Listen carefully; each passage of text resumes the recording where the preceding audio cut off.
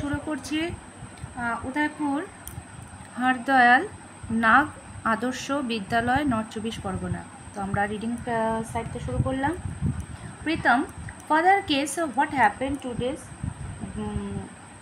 প্রীতম বাবাকে বলল, বাবা বলো তো আজ কি হয়েছিল বা কী ঘটেছিল। ফাদার, হোয়াট ডিয়ার, কি শোনা। প্রীতম আবার বলল, our teacher has asked us to sing A patriotic song on the Republic day. আমাদের শিক্ষিকারা প্রজাতন্ত্র দিবসে একটি দেশাত্মবোধক গান গাওয়ার জন্য আমাদের বলেছেন। ফাদার মানে বাবা বলল, which song are you going to sing son, কোন গানটি তুমি গাইবে শোনা। Pritam, ma'am suggested that we should কিং কারারুই লৌহ কপাট। তো প্রীতম বলছে, দিদিমণি বলেছেন যে আমরা যেন কারারুই লৌহ কপাট গানটা গাই। Father, do you know who has written the song Pritam. তো ফাদার মানে বাবা প্রীতমকে বলল যে তুমি কি জানো গানটি কে লিখেছেন। প্রীতম বলছে, নো ফাদার, না বাবা। Father, he is our great poet Kazi Nazrul Islam, the author of the famous poem বিদ্রোহী। তো বাবা বলছেন তিনি প্রখ্যাত কবি কাজী নজরুল ইসলাম, বিখ্যাত বিদ্রোহী কবিতার লেখক। Pritam, will you tell me more about him, তুমি আমাকে এর সম্বন্ধে আরও কিছু বলবে কি।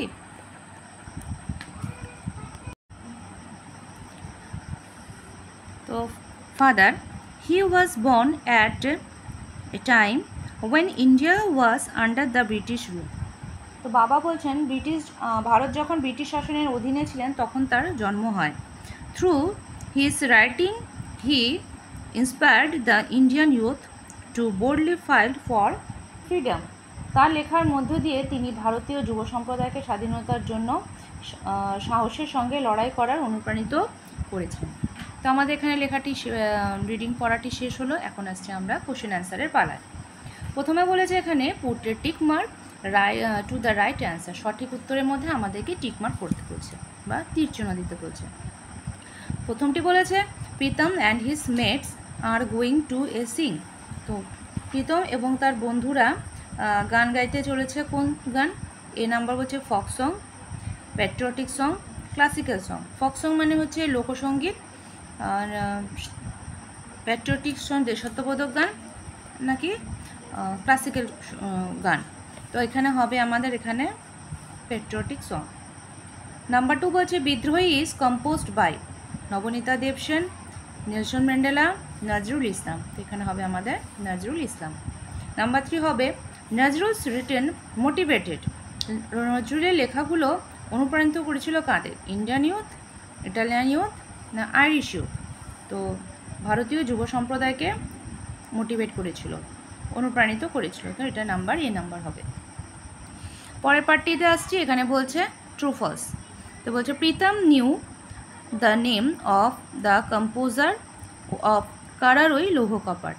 মানে বলছে যে প্রীতম কারারুই লৌহ কপাট যিনি লিখেছিলেন তাকে তিনি জানতেন। তো ও তো সেখানে জানতো না, বাবার কাছ থেকে জেনেছে। তো এটা হবে ফলস।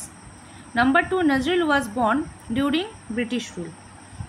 তো নজরুল ইসলাম জন্মগ্রহণ করেছেন যখন ব্রিটিশরা শাসন করতেন। তো এটা হবে true. Nazrul's poem and songs inspired the freedom fighter. তো নজরুলের গল্প, কবিতা এবং গানগুলো যারা স্বাধীনতা সংগ্রামী তাদেরকে অনুপ্রাণিত করত। এটা হবে ট্রু। নাম্বার 4 বলছে a lady teacher of Pritam school ask them to sing a song on teachers day. তো শিক্ষক দিবসে তাদেরকে গান করার জন্য বলেছিল। তো এটা হবে ফলস। এরপরে আসছি আমরা গ্রামার অ্যান্ড ভোকাবুলারিতে। Fill in the blanks with correct verbs given in the bracket. ব্র্যাকেটে আমাদেরকে কিছু ভার্ব দেওয়া আছে, এখানে সঠিক ভার্ব কোনটা হবে সেটা বসাতে বলছে। তো এখানে বলেছে ইয়েস্টারডে মানে গতকাল, আজকের ঘটনা না, গতকাল। ইয়েস্টারডে এখানে is was has a special day for me. তো ইয়েস্টারডে মানে জিনিসটা পার হয়ে গেছে, সেক্ষেত্রে আমার এখানে বসবে পাস্ট টেন্স মানে ওয়াজ। আর যদি এটা আজ হতো তাহলে এখানে টুডে থাকতো, তাহলে হতো ইজ। আর ঘটনাটা এখনও চলে যাচ্ছে তাহলে হতো এখানে হ্যাজ, কিন্তু এটা এখানে হবে ওয়াজ। ওকে, তারপরে বলছে আই, তারপর ড্যাশ, এখানে প্ল্যান্ট আছে, am planting planted 2 sapling in our school garden. তো এখানে হবে I am planting, I am planting। এখানে হবে আই, তারপরে বলছে filled, fill, filling, so happy. তো এখানে আই ফিল হ্যাপিও দিতে পারো, আই ফিল্ড হ্যাপি, কিন্তু আই ফিলিং হ্যাপি হবে না, কেননা আই অ্যাম ফিলিং হতো এই জায়গাটায়, হয় আই অ্যাম ফিলিং হবে বা আই ওয়াজ ফিলিং, এই জিনিসটা হতে হবে। তাহলে হবে আই ফিল হ্যাপি বা আই ফিল্ড হ্যাপি, দুটোর মধ্যে একটা দিলেই হয়ে যাবে। তো আমি এখানে আই ফিল হ্যাপি দিচ্ছি। তারপরে বি নাম্বার বলছে underline the words which in the following sentence are adverb, write their kinds, write their kinds. এখানে যে আন্ডারলাইন ওয়ার্ডগুলো আছে এখানে আমাদেরকে অ্যাডভার্ব হিসাবে চিহ্নিত করে দেওয়া আছে। তো এটা কোন টাইপের অ্যাডভার্ব সেটা আমাদেরকে লিখে দিতে হবে। তো এখানে বলেছে কাম হেয়ার, নাম্বার 1 বলছে কাম হেয়ার, এখানে হেয়ার কোন টাইপের অ্যাডভার্ব, এটা হবে হচ্ছে অ্যাডভার্ব অফ প্লেস, মানে এই জায়গা সম্পর্কে, স্থান সম্পর্কে বলছে, অ্যাডভার্ব অফ প্লেস। নাম্বার 2 বলছে আওয়ার টিম ফট ব্রেভলি, খুব সাহসের সঙ্গে আমাদের টিম খেলা করেছে, তাহলে ব্রেভলি হবে এখানে অ্যাডভার্ব অফ ম্যানার। হয়ে গেল। এরপর আমরা আসছি রাইটিং স্কিলে। রাইটিং স্কিল এখন এখানে দুটো দিয়েছে। তো এ নাম্বার বলছে write a short paragraph about your zoo, চিড়িয়াখানা সম্পর্কে লিখতে বলছে। এখানে চিড়িয়াখানা বলেছে যে চিড়িয়াখানা, যে চিড়িয়াখানাতে তুমি গেছো সেই চিড়িয়াখানার নাম দিতে বলেছে, লোকেশন মানে যেই জায়গায় গেছো সেই চিড়িয়াখানা সম্পর্কে, টাইম অ্যান্ড অফ ভিজিট কখন গিয়েছিলে, অ্যানিমালস অ্যান্ড বার্ড সিন, পাখি এবং অ্যানিমাল দেখেছো, ইটিং হ্যাবিটস তারা কী কী খায়, অ্যান্ড ইয়োর ফিলিং এবং তোমার অনুভবটা, তাদেরকে নিয়ে যে অনুভবটা হয়েছিল সেই সম্পর্কে তোমাদের এখানে লিখে দিতে বলেছে। তো এটা এখন আমরা আগে শুরু করি। এটা আমরা ঠিক লিখব এইভাবে। তো জু সম্পর্কে প্রথমে লিখব last week I visited Alipur zoo with my parents at 10 AM in the morning. গত সপ্তাহে আমি আমার বাবা মায়ের সঙ্গে আলিপুর চিড়িয়াখানায় গিয়েছিলাম ঠিক সকাল 10টায়। There were many beautiful birds and animals in the zoo, সেই চিড়িয়াখানায় অনেক সুন্দর সুন্দর পাখি এবং অ্যানিমালস পশুও ছিল। And some birds at grains, fruits, nuts, কিছু কিছু পাখি ছিল যারা নানা ফল এবং দানা জাতীয় নাটস খাচ্ছিল। And some animals like deer, elephant, zebra were eating grass leaves.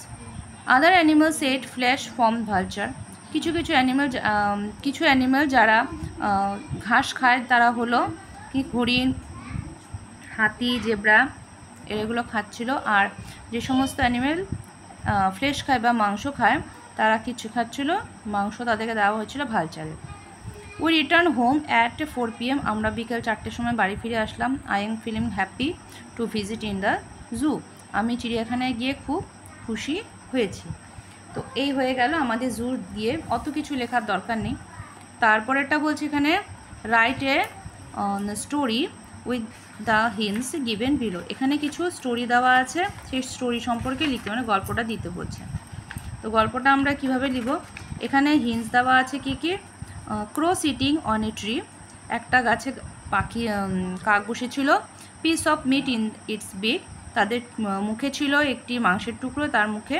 Fox passing under the tree, ঠিক তার গাছের নিচ দিয়ে একটি শিয়াল যাচ্ছিল। ওয়ান্স দ্য মিট, মাংস চাচ্ছিল। আস দ্য ক্রো টু সিং, কাককে গান গাইতে বলা হলো। Crow keeps meat under its feet and sings, কাকটি মুখে করে খাবারটি নিয়েই, মাংসর টুকরোটা নিয়ে গান শুরু করলো। ফক্স তাকে বোকা বানালো। তো আমরা এটা লিখবো কিভাবে, একটু বড় হবে। মোটামুটি একটু ভালোই বড় হয়েছে। এটা আমরা গল্পের একটা নাম দেবো। তো আপনার নামটা কি? Clever fox and a silly crow. একটি ধূর্ত বা চালাক শেয়াল আর একটি বোকা কাক। One day a silly crow stole a piece of meat. একদিন একটি কাক একটি মাংসের টুকরো চুরি করেছিল। When she was sitting on the branch of a tree to eat it. যখন সে সেই মাংসের টুকরোটা খাবার জন্য গাছের উপরের ডালে বসেছিল, a sly fox was passing under the tree. সে সময় একটি লোভী শেয়াল সেই গাছের নিচ দিয়ে যাচ্ছিল। When fox could see her and wish to have the meat. যখনই ওকে সেই শিয়ালটি খাওয়া ওর মুখে দেখলো, তা দেখে ওর খুব খাওয়ার লোভ হলো। Looking at the crow the fox began to say. তাকে দেখে, সে কাককে দেখে সেই শিয়ালটি তাকে বলা শুরু করলো, if you could sing you would have been the most beautiful bird in the world. তুমি যদি গান গেয়ে শোনাতে পারো তাহলে তুমি হবে সেই বিশ্বের মধ্যে সবচেয়ে সুন্দর একজন পাখি। As soon as she open her mouth the piece of meat fell down from her beak. যখনই সে গান গাওয়ার জন্য মুখটা খুললো, তখনই তার মাংসের টুকরোটা নিচে পড়ে গেল। The fox picked up the piece of meat joyfully. সেই শেয়ালটি খুব আনন্দ সহকারে সেই মাংসটি নিল এবং রান অ্যাওয়ে, এবং দৌড়ে গেল। তো হয়ে গেল আমাদের গল্পটি। আশা করি তোমরা বুঝতে পারছো বা ভালো লাগছে। যদি ভালো লাগে অবশ্যই তোমরা এটি শেয়ার করো। আজ এই পর্যন্ত রাখছি।